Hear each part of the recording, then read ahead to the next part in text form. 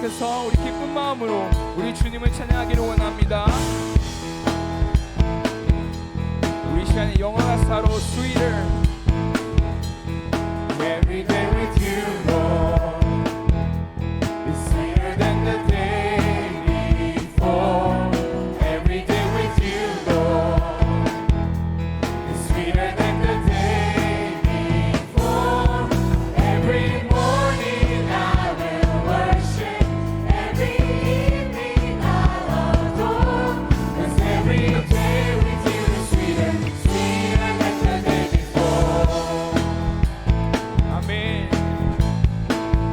우리 다시 한번 every day with you, every day with you Lord is sweeter than the day before.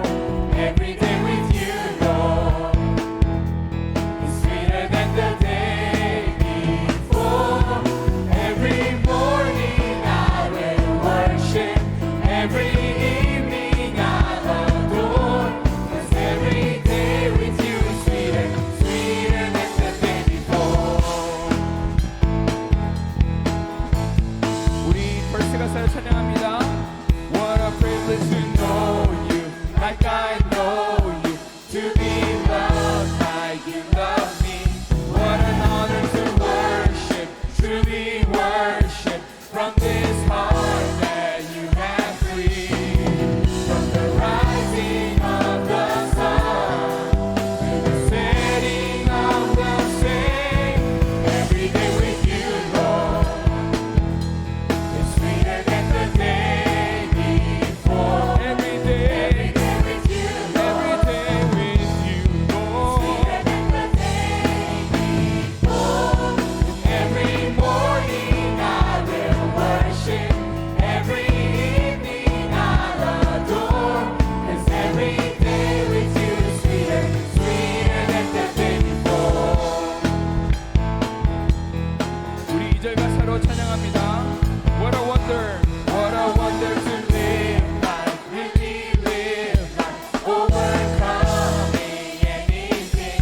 What a reason to lift up, freely lift up, every day, night, from the rising of the sun, rising of the sun to the setting of the same, every day with you Lord is sweeter, sweeter than the day before. Every day with you Lord, every day with you Lord, sweeter than the day before.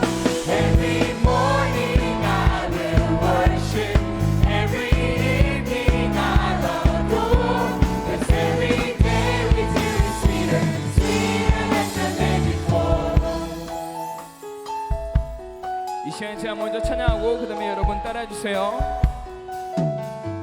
Every day with you Lord, every day with you Lord, every day is sweeter than the day before. Every day is sweeter than the day before. Every day with you Lord, every day with you Lord, every day is sweeter than the day before. Every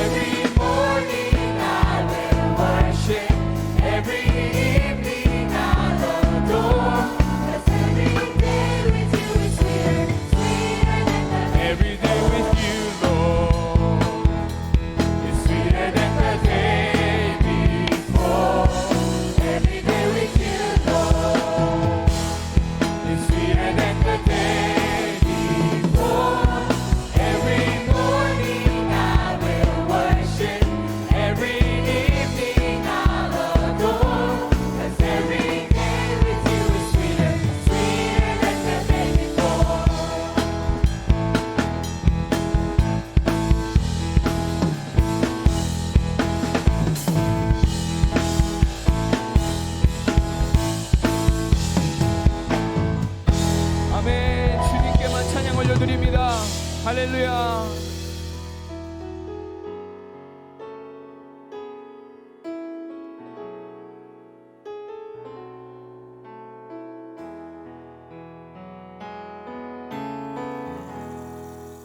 내 주 같은 분 없네. 그 어느 누구도 내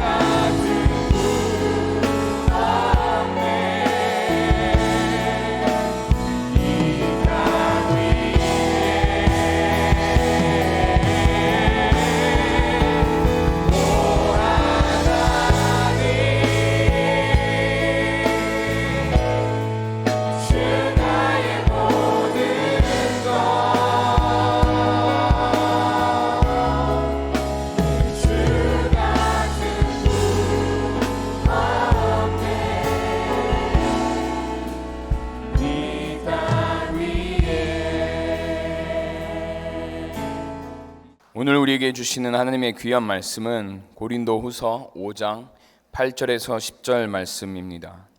우리가 담대하여 원하는 바는 차라리 몸을 떠나 주와 함께 있는 그것이라.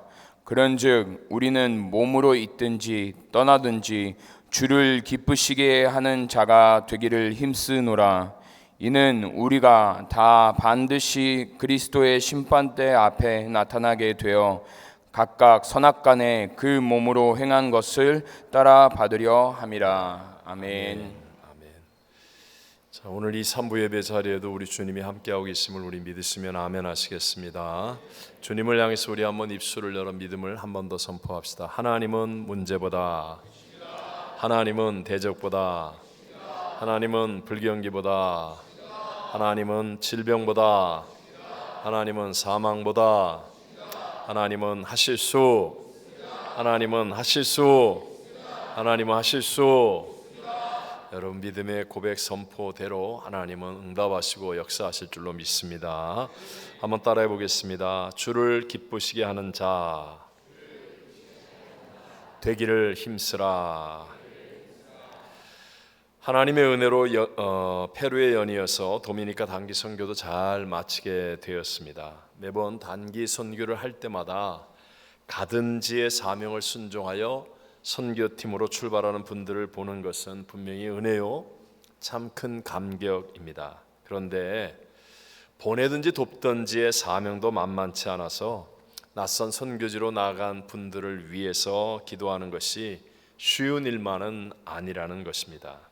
그래서 무사히 돌아오는 분들을 맞이할 때는 정말 이 마음속에서도 넘치는 기쁨이 더 충만해지는 것 같고 정말 보기에 너무나 좋은 것 같습니다. 어제도 토요일 오후였죠. 10차 도미니카 단기 선교팀이 이제 버스를 타고 교회 안에 들어와서 내리는 한 분 한 분과 인사를 하는데 정말로 나라를 구하고 온 사람들을 만나는 것처럼 너무나 고맙고 기뻤습니다. 더군다나 이번 도미니카 팀은 AIM 새가정 공동체가 주관하지 않았습니까? 그러다 보니까 엄마나 아빠를 선교지를 보냈던 아이들이 정말 돌아오는 엄마 또는 아빠를 향하여 반갑게 맞이하는 그 기쁨의 환호가 더해지니까 무슨 축제의 분위기를 느끼는 듯 했었습니다.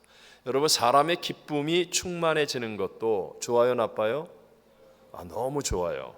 하물며 하나님의 기쁨이 하나님을 기쁘시게 한다면 여러분 얼마나 더 좋겠습니까? 그래서 사도 바울은요, 자기의 목숨을 잃는다 할지라도 하나님을 기쁘시게 하는 자 되기를 힘쓰노라 라고 고백합니다. 함께 본문 9절을 다 같이 읽어볼까요? 그런즉 우리는 몸으로 있든지 떠나든지 주를 기쁘시게 하는 자가 되기를 힘쓰노라. 아멘. 신앙이 초창기이거나 아니면 미숙할 때는요, 은근히 자기 자랑하기를 더 좋아하고 자기를 기쁘게 하는 그런 교회 생활을 하려고 합니다. 그러나 이제 신앙이 말씀을 통해 깨달음을 얻으면서 사람은 다 죽는데 죽음이 끝이 아니라 그 이후에 심판이 있고 영원한 다음 세계가 있음이 믿어지게 되죠. 그리고 또 예수님을 통해서 구원받은 하나님의 은혜를 이제 깊이 체험하면 할수록 점점 더 나를 기쁘게 하는 신앙에서 하나님을 기쁘시게 하는 그런 신앙으로 변하게 되어집니다. 사도 바울도 내가 하나님을 기쁘시게 하는 자 되기를 힘쓰는 그 이유에 대해서 분명하게 이렇게 말씀합니다. 그 다음 절 10절을 읽어보겠습니다. 이는 우리가 다 반드시 그리스도의 심판대 앞에 나타나게 되어 각각 선악간에 그 몸으로 행한 것을 따라 받으려 함이라. 자, 우리 3부 예배 나오신 우리 귀한 성도 여러분, 우리 모두는 죽지요? 맞습니까? 네, 그 죽음 이후에 심판이 있고 다음 세계, 즉 영원한 세계가 분명히 있음을 믿으십니까? 네. 또 그리고 우리 모두가 다 심판대 앞에 서서 각자가 이 땅에서 몸으로 행한 것을 따라서 상급을 받게 된다는 것 여러분 믿으십니까? 믿으셔야 합니다. 성경 말씀대로 저는 여러분과 함께 주를 기쁘시게 하는 자 되기를 힘쓰라는 제목을 가지고 이 마지막 시대를 살아가고 있는 저와 여러분에게 주시는 두 가지 은혜를 함께 나누고자 합니다. 첫 번째, 주를 기쁘시게 하는 자가 되려면 기적보다도 말씀을 따라가는 믿음이 되어야 합니다. 다시 한번, 주를 기쁘시게 하는 믿음이 되려면 무엇보다, 기적보다 무엇을 따라? 말씀을 따라가는 믿음이 되어야 한다. 여러분 꼭 기억하십시오. 우리가 모든 사람이 알고 있는 믿음의 장, 그러면 히브리서 11장을 얘기하죠. 거기에 보면 믿음이 없이는 하나님을 기쁘시게 하지 못하나니라고 말씀합니다. 그러면서 믿음이 무엇이냐? 11장 3절에 이렇게 얘기해요. 믿음으로 모든 세계가 무엇으로 지어진 줄 알아요? 하나님의 말씀으로 지어진 줄을 우리가 아나니 보이는 것은 나타난 것으로 말미암아 된 것이 아니니라, 이렇게 말씀하고 있어요. 우리가 믿음을 갖게 되면 이 모든 세계가 하나님의 말씀으로 지어진 것이구나, 이게 깨달아지는 거예요. 그렇다고 한다면 여러분, 천지는 없어져도 1.1에 변하지 않은 진리의 말씀을 따라가야만 우리가 정말 그 주님을 기쁘시게 하는 신앙생활이 된다는 것 아니겠습니까? 여러분 기억하셔야 됩니다. 주님을 기쁘시게 하는 믿음의 삶을 살려면 내 마음대로 내 뜻대로 내가 열심히 무엇을 하는 게 아니라 하나님의 말씀을 따라가는 신앙이 될 때 그게 정말 주님을 기쁘시게 하는 길이라는 것 믿게 되시기를 바랍니다. 물론 여기에서 기적이라는 것이 나쁘다는 말이 아닙니다.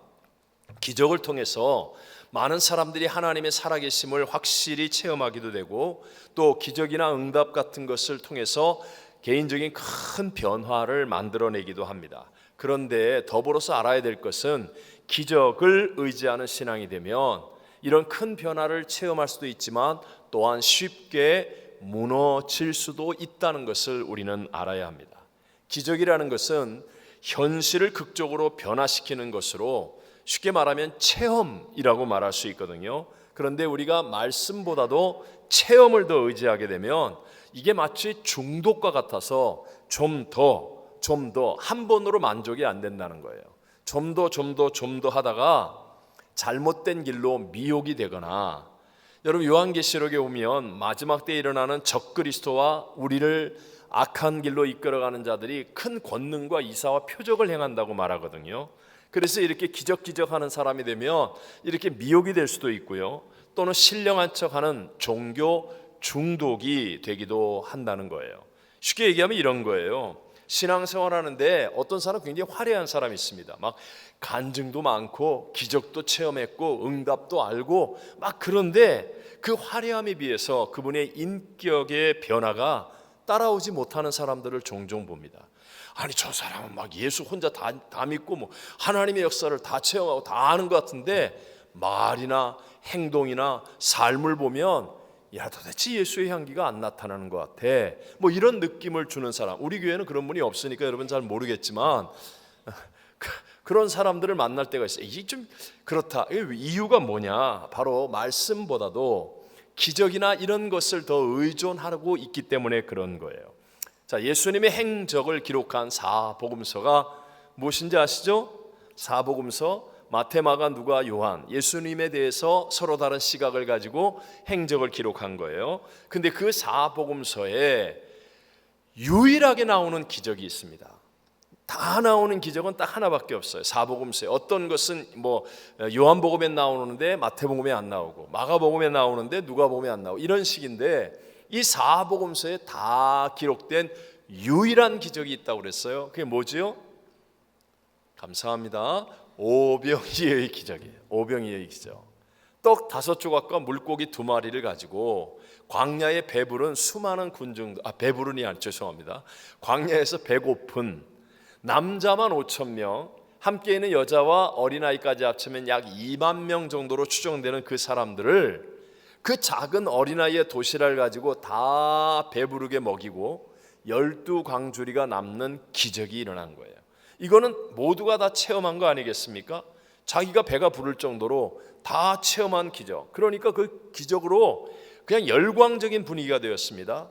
당시 식민지 나라였던 유다에서 예수님을 왕으로 삼고자 하는 것은 목숨을 거는 것과 같은 반역의 행위가 될 수도 있는데도 불구하고 얼마나 가슴이 뜨거워졌는지 그 무리와 군중들이 예수님을 왕으로 삼으려고까지 했다는 거예요. 그런데 그 이후에 예수님께서 이제 본인이 십자가에서 죽으셔야 하는 이유, 그리고 찢으실 몸과 흘리신 피에 대해서 가르치는 거예요. 그랬더니 놀랍게도 기적을 체험하며 열광적이었던 그 사람들이 떠나가기 시작하더라. 떠나갔다라고 말씀합니다. 요한복음 6장 66절로 68절에 보면 그때부터 예수님이 말씀으로 가르치기 시작할 때부터 그의 제자 중에서 많은 사람이 떠나가고 다시 그와 함께 다니지 아니하더라. 예수께서 12 제자에게 이르시되 너희도 가려느냐? 시몬 베드로가 대답하되 주여 무엇이? 영생의 말씀이 주께 있사오니 우리가 누구에게로 가오리까? 기적과 응답을 먼저 따라가는 사람들은 사라졌습니다. 그런데 말씀을 따라가는 사람은 끝까지 남고 온전한 사람이 되어지더라. 여러분, 그 열광적인 사람도 한순간에 무너지는 거 보았죠. 그래서 우리도 기적보다도, 기적이 나쁜 게 아니에요, 틀린 게 아니에요. 기적이 있지만 그것보다도 무엇을 따라가는 믿음? 말씀을 따라가는 믿음. 이사야 40장 8절을 다 같이 읽어봅니다. 풀은 마르고 꽃은 시드나 우리 하나님의 말씀은 영원히 서리라 하라. 자, 구약에서 보면 하나님을 기쁘시게 한 믿음의 사람, 우리가 잘 아는 요셉이라는 사람 있죠. 여러분, 창세기서가 1장부터 50장까지 있거든요. 1장 1절이 태초에 하나님이 천지를 창조하시니라부터 시작해서 어마무시한 이 내용들을 담고 있는 게 창세기서예요.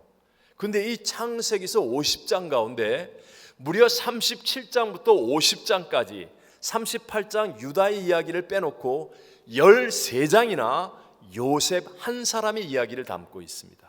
그러니까 요셉이 얼마나 대단한 사람이고 중요한 사람이라는 걸 알 수 있죠. 그런데 믿음의 장 히브리서 11장에 보면 이 요셉의 일생에 대해서 딱 한 절로 정리합니다. 딱 한 절로. 그게 22절이에요. 다 같이 한번 읽어보겠습니다.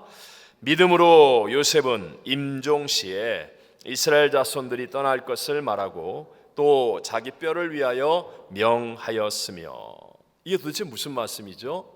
요셉이란 사람이 정말 하나님을 기쁘시게 하는 진짜 중요한 사람으로 창세기서의 13장을 차지하는데 히브리서에서 그 믿음을 딱 한 절로 정리해요.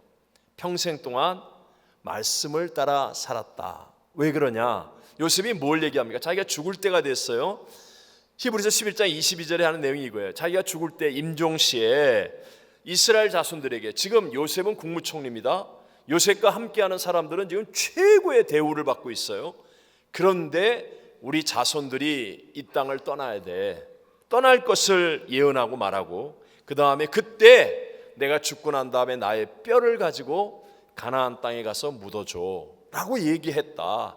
이것으로 요셉을 정리해 주고 있는 거예요. 자, 이게 무엇입니까? 창세기서 15장에 보면 믿음의 조상 아브라함에게 하나님이 말씀하십니다. 여호와께서 아브라함에게 이르시되 너는 반드시 알라. 내 자손이 이방에서 객이 되어 그들을 섬기겠고 그들은 400년 동안 내 자손을 괴롭히리니 그들이 섬기는 나라를 내가 징벌할지며 그 후에 내 자손이 큰 재물을 이끌고 나오리라. 아브라함에게 이렇게 말씀하시는 거예요. 그러니까 아브라함의 자손들이 이방 나라 애굽에 가서 종이 되고 노예가 되어서 약 400년 동안을 지나고 난 다음에 하나님이 그들을 징계하실 때 그들이 큰 재물을 가지고 나온다. 다시 가나안 땅으로 돌아온다 라고 말씀하셨습니다. 아브라함은 이 말씀을 자기의 아들 이삭에게 전했을까요? 안 전했을까요? 옆에서 안 들어서 몰라요? 네, 전했죠. 그러니까 믿음의 조상이죠. 그리고 이삭은 자기 아들 야곱에게 전했을까요? 안 전했을까요? 전했습니다. 또 야곱은 아들 요셉에게 전했을까요? 안 전했을까요? 전했다는 거예요. 그러니까 요셉은 가나안에 살든지 애굽에 가든지 종이 되었든지 감옥에 있든지 애굽의 국무총리가 되어 높은 자리에 있든지 언제나 무엇을 따라 살아갔어요? 말씀을 따라 자기에게 전해진 말씀을 붙잡고 내가 내 자손들이 반드시 돌아간다. 그러니까 내 뼈를 거기다 갖다 묻어달라.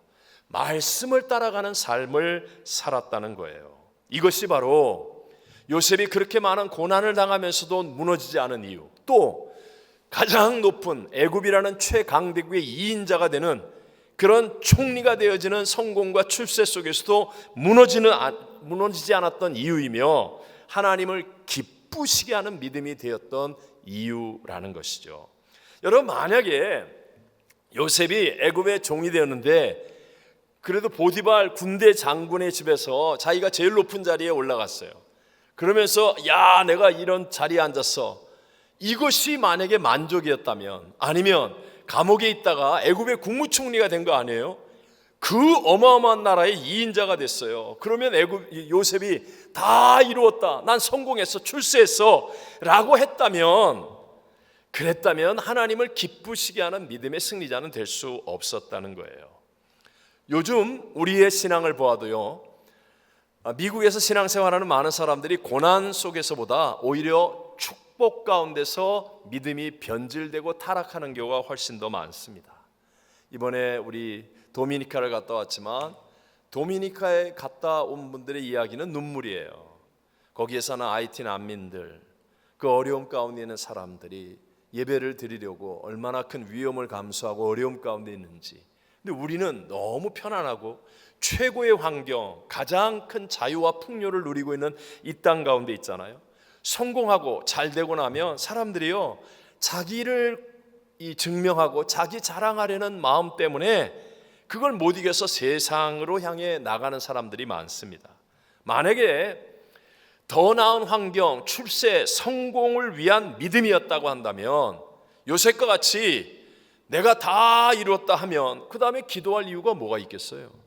뭐하러 매일 모여서 예배를 드리겠어요? 다 이루었다, 이게 끝이라고 한다면, 여러분 만약에 돈 생기고 대학 들어가고 취직 잘 되고 그리고 뭐 하는 일이 성공하고 여러분에게 있는 문제가 해결되고 그리고 나면 여러분 기도 안 하고 예배 안 드려도 되는 것이 신앙입니까?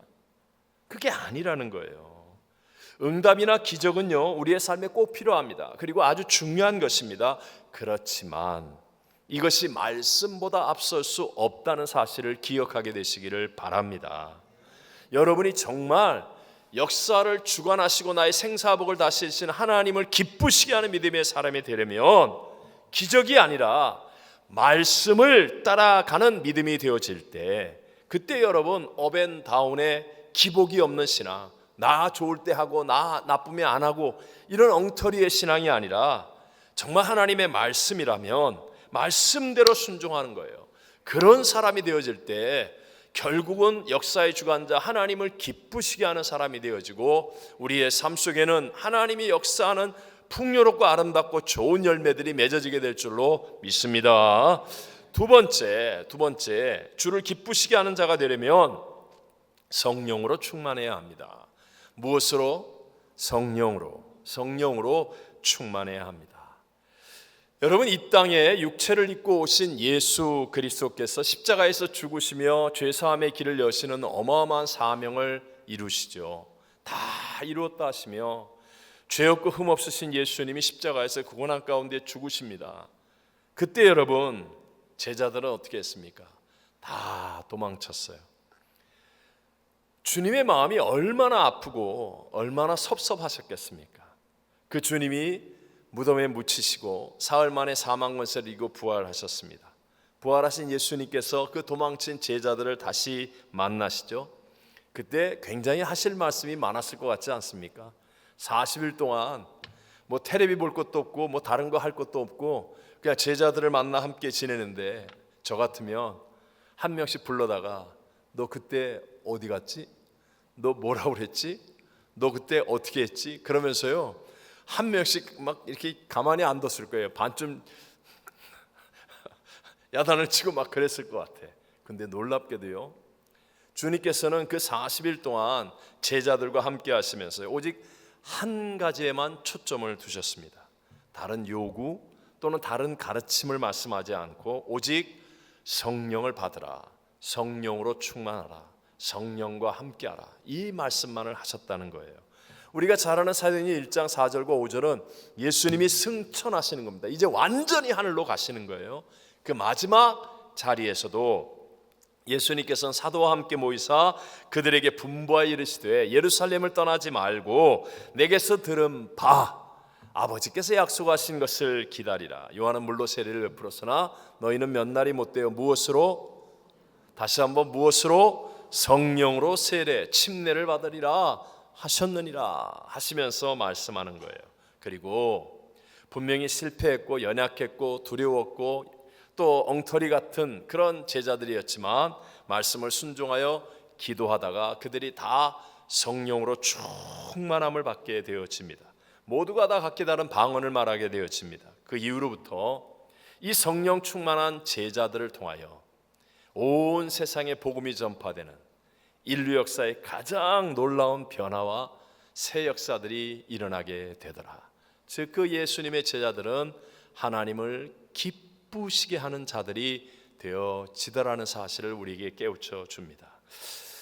자, 1678년에 영국의 헨리 스쿠걸이라고 하는 분이 28살의 젊은 나이에 결핵으로 일찍 세상을 떠납니다. 근데 그분이 소책자 인간의 영혼 안에 있는 하나님의 생명이라는 참 귀한 책을 썼습니다.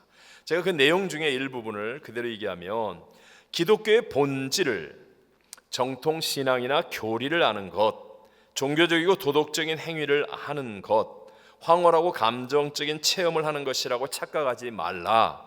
믿음은 내 안에 하나님의 생명이 임하는 것, 성령님이 거하시는 것, 하나님이 그 사람 안에 들어가시는 것이다. 그런 참된 은혜가 임할 때 자신을 온전히 하나님께 드리고 하나님을 기쁘시게 할 것을 열망하게 된다라고 했습니다. 이 글들이 당시에 영국에 방황하는 많은 사람들, 좌절에 빠진 사람들을 살려내었습니다. 대표적으로 목사의 아들이었어요. 미국의 선교사도 왔었습니다. 성경 연구, 구제, 경건한 삶에 힘을 썼지만 주님을 기쁘시게 하지는 못했던 요한 웨슬레가 이 책을 읽고 변화됩니다. 자기의 신앙이 무엇이 잘못인가? 겉으로는 종교행위, 아버지가 목사, 자기도 목사예요. 얼마나 열심히 잘했겠어요. 그런데도 불구하고 내 속에 하나님이 들어오시는 것을 깨닫지 못했어요. 근데 이 책을 읽고 그는 성령으로 충만하여집니다. 그리고 우리가 아는 대로 정말 하나님을 기쁘시게 하는 위대한 삶을 사는 사람이 되죠. 그와 함께 조지 휘필드는 제 개인적으로 너무너무 존경하는 분이에요. 이분은 자기의 무덤도 남기지 않았던 분입니다. 예수 이름만을 높이기 위해. 이런 조지 휘필드도 이 책을 읽고 하나님이 내 안에 들어오시는 것, 이것에 대한 깨우침을 얻습니다. 그냥 교회를 왔다 갔다 하고 교회 몇 년 다니고 직분이 뭐고 뭐 어떤 행위를 하고 이런 게 아니라 하나님이 내 안에 들어오는 것이 기독교의 본질이라는 것을 확실하게 깨닫게 되어지고 성령으로 충만하기를 구하면서 영국의 위대한 대부흥을 가져오는 사람들이 되어지더라는 것입니다. 우리도 마찬가지예요. 여러분, 성령에 대해서 얼마나 알고 있고 교회를 얼마나 이해하고 있고 교회 생활 몇 가지를 잘하고 있는 이것이 기독교의 본질이라고 착각하지 마십시오. 그게 아니에요, 여러분. 직분이 뭐다, 교회 몇 년 다녔다, 뭐 어느 교회에 나는 무슨 일을 하고 있다, 이게 아니라는 거예요. 그게 본질이 아니에요. 하나님이 내 안에 들어오시는 것. 여러분, 성령을 우리에게 보내어 주셨습니다. 아니, 한 분밖에 없는 독생자 예수님도 우리를 위해 십자가에 죽이시면서까지 아끼지 않고 내어주신 그분이 우리에게 무엇을 주시지 않겠느냐 하셨어요. 성령으로 충만하기를 하나님은 간절히 원하고 계십니다. 성령을 찔끔 주시면서 줬다 말았다, 뭐 보였다 숨기셨다 이렇게 하시는 분이 아니에요. 성령을 말세에는 남종과 여종에게 물 붓듯 폭포수처럼 우리 모두에게 부어주시는 분이에요. 지금도 성령 하나님이 이 가운데 역사하고 계신 줄로 믿습니다. 하나님 쪽에는 문제가 없어요. 그럼 어느 쪽에 문제가 있어요? 내 쪽에. 내가 성령으로 충만하는데 가장 큰 저항을 하는 것은 바로 내 자아입니다. 에고. 내 자아. 성령은 지금도 운행하고 계신데 여러분 가운데 에이 뭐 성령, 그 순간에 성령은 여러분에게 역사하지 못합니다. 내 자아라는 거예요. 자, 제가 예를 들어서 좀 이 중요한 내용이라 구체적으로 설명을 하고 싶습니다. 열왕기상 19장에 보면 구약에서 가장 능력 있었던 하나님의 사람 엘리야 선자의 이야기가 나옵니다. 우상 숭배로 가득했던 북이스라엘 땅에서 이방 선자 850명과 홀로 싸웁니다. 갈멜산에서 불로 응답을 내리는 분이 참신이다 하면서 850대 1의 싸움을 하고 이기죠. 승리합니다. 그래서 기손 시내가에서 850명의 이방 선자들을 죽이는 어마어마한 이 영적 전쟁에서 승리합니다. 또 우상 숭배 때문에 3년 반 동안 하늘이 닫혀 있었는데 엘리야 선자가 하나님께 간절히 기도함을 통하여 하늘 문이 열려지고 비가 쏟아집니다. 이렇게 놀라운 불의 승리, 물의 승리를 이룬 사람인데 그 이후에 오히려 탈진했다고 그러죠. 번아웃이 되어서 낙심하고 좌절하고 절망된 장면이 성경에 나옵니다. 이런 위대한 선지자 엘리야가 왜 이렇게 되었을까? 이유는 딱 하나. 에고. 자기 중심적이 되어지니까 하나님의 이 어마어마한 역사와 승리 이후에도 무너지더라. 그것을 성경은 우리에게 보여주는 겁니다. 자기 기대, 자기 생명, 자기 열심, 자기 나 하는 순간에 모든 것이 무너져 버리는 모습. 자, 함께 우리 열왕기상 19장 3절과 4절만 한번 읽어보고 제가 설명하겠습니다. 그가 이 형편을 보고 일어나 자기의 생명을 위해 도망하여 유다에 속한 브엘세바에 이르러 자기의 사환을 그곳에 머물게 하고 자기 자신은 광야로 들어가 하룻길쯤 가서 한 로뎀나무 아래에 앉아서 자기가 죽기를 원하여 이르되 여호와여 넉넉하오니 지금 내 생명을 거두시옵소서. 나는 내 조상들보다 낫지 못하니이다 하고. 여기서 보면 이 형편을 보고, 그가 이 형편을 보고 이렇게 말씀하거든요. 이 형편이 뭐죠? 불의 승리가 있었고 물의 승리가 있었습니다. 그러면 자기 생각에는, 자기 기대죠. 엘리야 생각에는 아무리 악한 아합 왕과 이세벨도 이런 어마어마한 하나님의 능력과 권능이 나타나는 것을 보고 변화될 것이라고 나름대로 자기 기대를 갖는 거예요. 자기 기대. 그냥 이런 불의 응답 850명이 죽잖아요. 3년 반 동안 막혔던 하늘 문이 열려지고 엘리야 기도할 때 그냥 비가 쏟아지잖아요.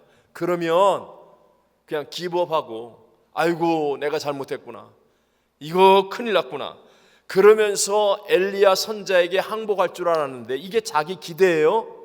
근데 자기 기대와는 정반대로 오히려 이세벨은 살기가 등등하여서 엘리야 내 눈에 띄기만 하면 내가 반드시 죽여버릴 거야 라고 하니까 그냥 자기 기대와는 다른 그 엄청난 일 때문에 낙심하고 절망에 빠진 거예요. 여러분, 기대가 없는 사람은 낙심도 없습니다.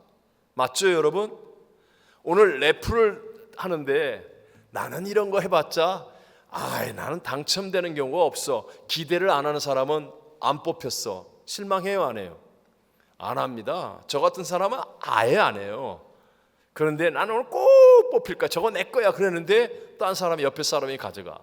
그러면 실망하는 거예요. 기대가 있으니까 실망하고 기대가 없으면 실망이 없는 거죠. 많은 사람들이 요즘 왜 이렇게 실망합니까? SNS, 미디어, 인터넷 이런 걸 통해서 기대가 너무 높아졌어요. 기대가. 그냥 맛집이란 맛집은 다 알아요. 그냥 유명한 명소는 다 알아요. 멋있는 사람, 잘생긴 사람, 재미있는 놀이, 온갖 좋은 거 다 알아요. 그러니까 그거 못 가보면 그냥 낙심하는 거야. 기대가 생겼거든요. 솔직히 해서 맛집 가서 먹어본들 집에서 라면 끓여 먹는 게 더 맛있지 뭐 그게 그거지. 여러분 뭐 유명한 명소 가보세요. 이게 여러분 그냥 인터넷으로 유튜브로 드론으로 띄운 거 이런 거 보는 게 훨씬 멋있어요. 가보면 고생만 죽도록 하고 사람밖에 못 봐요. 보이는 것도 없어. 그냥 동영상으로 보는 게 훨씬 더 멋있지. 왜 이럴까 내가. 그 어쨌든 막 너무 기대치가 높아. 아니 나이가 들면 나이 든 사람답게 살아야지. 연예인처럼 어떻게 그 사람들은요 아침부터 밤까지 운동하고 뭐 미용하고 막 수술하고 뭐 다 하잖아요. 우리는 이게 배가 좀 나와야 인격이고, 그냥 그렇게 살아야지. 근데 너무 기대치가 높아. 왜 너는 저 드라마 주인공처럼 왜 저렇지 않냐 그러고, 당신은 왜 저렇지 않냐 그러고. 기대가 쓸데없이 높아지니까 낙심과 절망이 많은 거예요. 예를 들어서 교회마다, 우리 교회는 그런 경우가 없지만 뭐 임직 같은 거 하면 이렇게 낙심하고 시험에 든다는 그런 이야기를 종종 들어요. 여러분 우리 교회 같은 경우는 임직 후보 추천위원회가 우리 교회에서 가장 영적으로 신뢰할 수 있는 전체 교구장, 전체 지역장님들 다, 그리고 담임 목사 최소한 15명 이상이에요. 15명 이상이 모여서 정확하게 객관적으로 자료를 분석하고 함께 기도해서 만장일치예요. 만장일치. 그럼 누가 뭐 이렇게 딴소리하고 이렇게 안 통해요. 15명 이상이 다 기도의 성령 안에 만장일치로 해요. 그런데 만약에 안 되면 그러면 하나님이 더 좋은 뜻이 있다. 하나님이 더 놀라운 계획이 있다. 이렇게 생각하면 아멘이잖아요.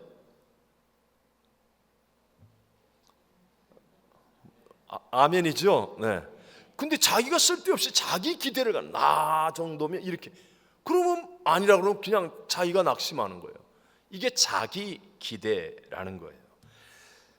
우리가 세상에 초점을 맞춘 사람은 언제나 이런 자기 기대 때문에 무너집니다. 낙심합니다. 하지만 하나님 말씀을 순종하며 사는 사람은 그냥 말씀이니까 이해 납득 공감이 안 되는데도 순종하는 것이고, 순종에 초점을 맞추고 있기 때문에 하나님을 바라보는 거예요. 그러니까 하나님 한 분이면 된다라고 생각하니까 뭐가 세상 일이 내 기대가 없어요. 기대가 그냥 하나님 한 분에게 점점 초점이 맞추어지니까, 그러니까 하나님께서 책임져 주시고 역사하심이 풍성해지고 낙심할 일이 없게 되어지는 승리자가 되어질 줄로 믿습니다. 또 한 가지, 이제 두 번째가 엘리야가 그렇게 위대했는데 자기 생명 나 하거든요. 자기가 죽기를 원하여 이르되 여호와여 넉넉하오니 지금 내 생명을 거두시옵소서. 자기 생명, 내 생명 이렇게 얘기합니다. 지금 엘리야가 하나님께 죽여달라고 그럽니다. 그런데 말은 죽여달라고 하면서 생명을 위해서 도망치고 있습니다. 계속해서 이렇게 얘기하잖아요. 일어나 자기의 생명을 위해 도망하여 유다에 속한 브엘세바에 이르러 자기의 사환을 그곳에 머물게 하고 자기 자신은 광야로 들어가 하룻길쯤 가서 한 로뎀 나무 아래에 앉아서 그럽니다. 제가 조금 설명할게요. 원래 엘리야 선지자는 남유다와 북이스라엘 가운데 북쪽 이스라엘의 선지자였습니다. 지금 엘리야는 갈멜산에서 위대한 승리를 얻었다고 그랬잖아요. 갈멜산은 북이스라엘 가운데도 최고의 북단, 지금으로 말하면 레바논과 이스라엘의 국경 지역이에요. 제일 북쪽에서 이런 승리를 거두었는데 거기서부터 어디로 갑니까? 남유다를 지나서 제일 남단에 있는 브엘세바까지 도망을 갑니다. 죽여달라고 그러면서요, 저기까지 도망가요. 거기까지 가가지고서도 혹시라도 아합왕과 이세벨이 암살범을 보내서 자기를 추격하여 죽일까봐 종을 브엘세바에다 두고 자기만 혼자 광야길로 하루 종일 도망가가지고 로뎀 나무 아래에서 죽여주소서 이렇게 얘기하고 있어요. 이 말은 죽여달라는 거예요? 살겠다는 얘기예요? 알겠죠 여러분?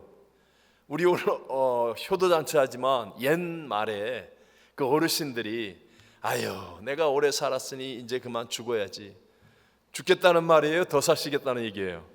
그지요? 아유 내가 이거 이익 하나도 안 남기고 손해보고 파는 거야. 우리 저 처녀가 난 시집 안 가요. 믿을 말 아니죠?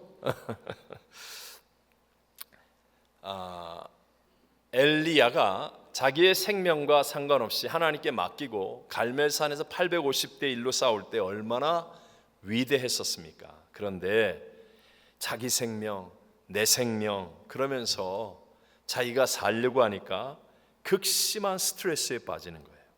그리고 도망치고 비참한 모습이 되어지는 겁니다. 우리들도 마찬가지입니다. 과거에 분명히 위대한 믿음의 용사였습니다.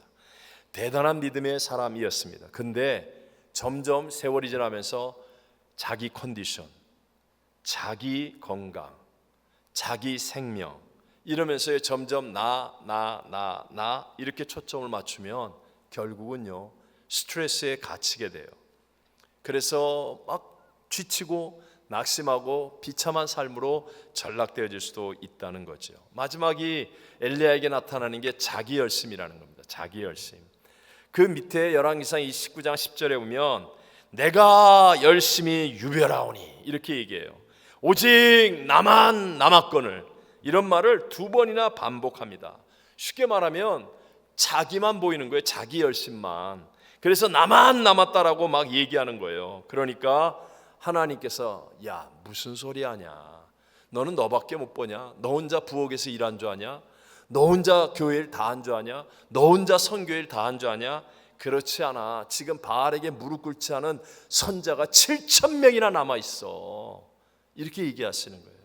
우리가 보지 못하는 하나님의 일하심에 많은 것들이 있는데 우린 자기 열심에 빠져요. 그래서 나만 일하고 나만 시키고 나만 이렇게 하고, 이렇게 하는 사람은 결국 스트레스에 갇혀서 비참하게 되는 거죠. 엘리야 같이 위대한 하나님의 사람도 자기 중심적이 되어지면 결국은 여러분 낙심, 이런 스트레스에 갇힙니다. 우리도 마찬가지입니다. 단기 선교 같은 거 하고 나서, 교회 큰 봉사들을 하고 나서 자기 중심적이 되어지는 사람, 이런 사람은 염려, 수고하고 무거운 짐, 두려움 이런 것들을 다 자기가 지고 그냥 부담감에 눌려 있게 되죠. 제가 우리 교회 우리 박홍락 장로님에게 아직 제가 수의사 되신 분에게 여쭤보진 않았는데 그래서 나온 얘기라 제가 했습니다. 여러분 강아지 기르십니까? 저는 강아지를 안 길러서 잘 모르는데요. 강아지가 주인이 너무 잘해주면 오히려 스트레스를 받아서 일찍 죽는다는 거 아십니까? 강아지는 책임감이 강한 동물이라서요. 아빠도 잘해주고 엄마도 잘해주고 애들도 잘해주고 다 잘해주면 자기가 그 집의 가장인 줄로 알고, 그래서 어떻게 이 집을 내가 책임질까 고민하다가 그래서 스트레스가 많아져서 일찍 죽는다는 거예요. 일찍 죽는다는 거.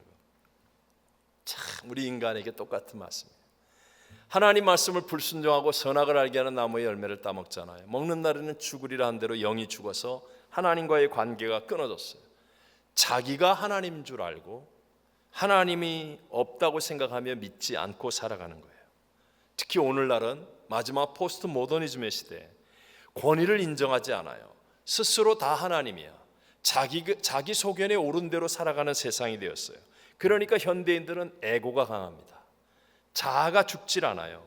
그러다 보니까 옛날하고 비교할 수 없을 정도로 우울증, 공황장애, 분노조절장애, 정신질환, 스트레스가 날마다 가득한 그런 삶을 사는데, 이게 모두에게 공통적이죠.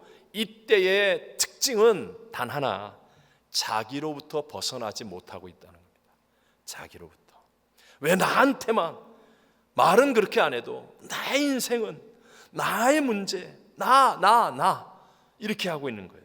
그러나 사는 길은 하나입니다.